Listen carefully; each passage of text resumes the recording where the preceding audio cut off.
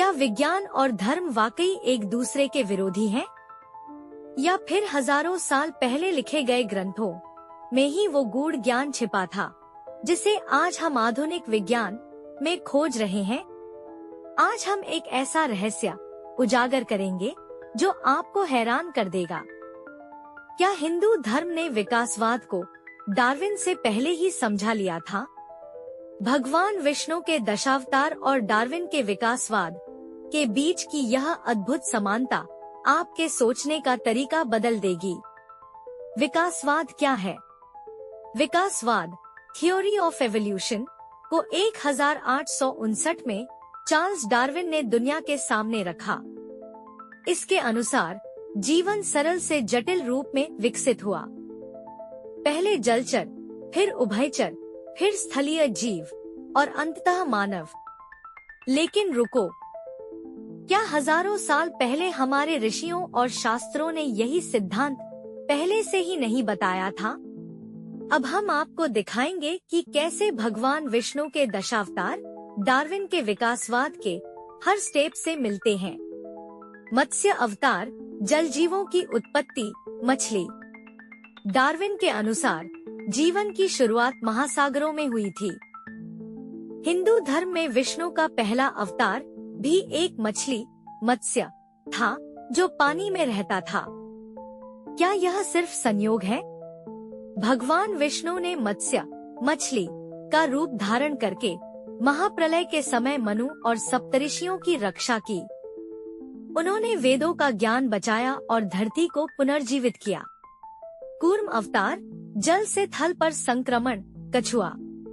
इसके बाद कुछ जीव जल और थल दोनों पर रहने लगे, ठीक वैसे ही जैसे कूर्म अवतार यानी कछुआ, जो दोनों जगह रह सकता है। देवताओं और असुरों ने समुद्र मंथन किया, लेकिन मंदराचल पर्वत को धारण करने के लिए आधार की आवश्यकता थी। विष्णु ने कछुए, कूर्म का रूप लेकर पर्वत को अपनी पीठ पर संभाला। वराह अवतार, स्थलीय जीवों का विकास, सुअर। फिर आए पूरी तरह से स्थलीय जीव, जैसे वराह अवतार, सुअर, जो पूरी तरह भूमि पर रहता है।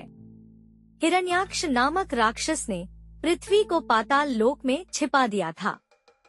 विष्णु ने वराह, सुअर का रूप धारण करके पृथ्वी को अपने दांतों पर उठाया और हिरण्याक्ष का वध किया।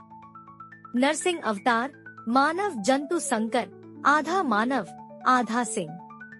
अब कहानी और दिलचस्प होती है। नरसिंह अवतार आधा पशु और आधा मानव है, जैसे कि विकास के क्रम में आप मानव थे। हिरण्यकशिपु ने ब्रह्मा से वरदान पाया था कि उसे न तो मनुष्य, न पशु, न दिन, न रात, न घर, न बाहर मारा जा सके।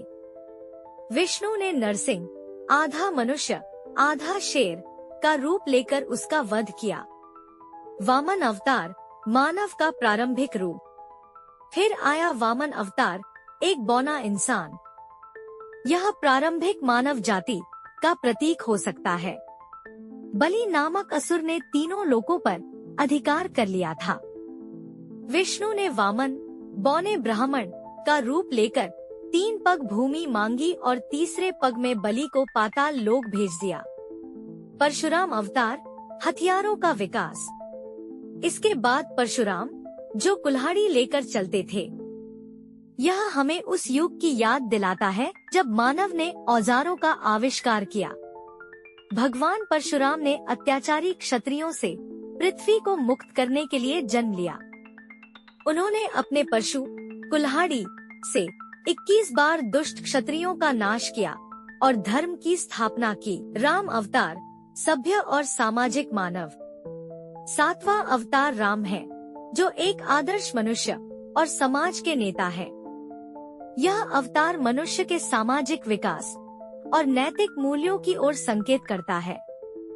डार्विन के सिद्धांत में भी मनुष्य के सामाजिक और नैतिक विकास का उल्लेख है। राम अयोध्या के राजा दशरथ के पुत्र थे। उन्होंने राक्षस राजा रावण का वध करके सीता को बचाया और धर्म की स्थापना की। रामायण की कथा उनके जीवन पर आधारित है। कृष्ण अवतार, बुद्धिमान और रणनीतिकार मानव। कृष्ण चतुर, रणनीतिकार, समाज सुधारक। यह उस दौर का प्रतीक है जब मानव ने अपनी बुद्धि का पूरा उपयोग करना शुरू किया। कृष्ण ने मथुरा में कंस का वध किया और महाभारत के युद्ध में अर्जुन के सारथी बनकर गीता का ज्ञान दिया। उनका जीवन प्रेम, बुद्धिमत्ता और धर्म का प्रतीक है। बुद्ध अवतार, आध्यात्मिक जागरूकता। फिर आता है बुद्ध अवतार। विष्णु ने बुद्ध का रूप धारण करके अहिंसा और करुणा का संदेश दिया। उन्होंने मोह और अज्ञान को दूर करके मानवता को नई दिशा दिखाई। भगवान बुद्ध का अवतार बताता है कि मानव ने केवल भौतिकता ही नहीं बल्कि आत्मिक चेतना और आध्यात्मिकता की ओर भी कदम बढ़ाए। कल्कि अवतार, अज्ञात भविष्य। और अंत में कल्कि अवतार जो अभी प्रकट नहीं हुआ। क्या यह भविष्य में आने वाले सुपर ह्यूमन का प्रतीक है? कलयुग के अंत में जब अधर्म और अन्याय चरम पर होगा, तब भगवान विष्णु कल्कि के रूप में प्रकट होंगे। वे एक सफेद घोड़े पर सवार होकर संसार से पापियों और अधर्मियों का नाश करेंगे और सत्य युग की पुनः स्थापना करेंगे। यह अवतार भविष्य के मनुष्य का प्रतीक है, जो तकनीकी और आध्यात्मिक रूप से और अधिक विकसित होगा।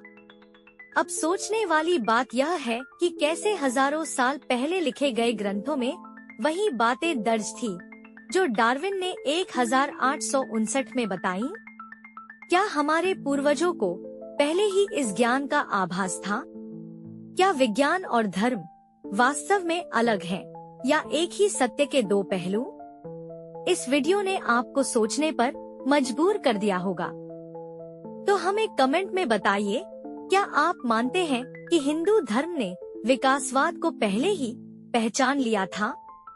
अगर आपको ये जानकारी पसंद आई तो इस वीडियो को लाइक करें, शेयर करें और हमारे चैनल को सब्सक्राइब करना न भूलें। मिलते हैं अगले वीडियो में। तब तक याद रखिए, ज्ञान सिर्फ किताबों में नहीं बल्कि हमारे इतिहास में भी छुपा हुआ है।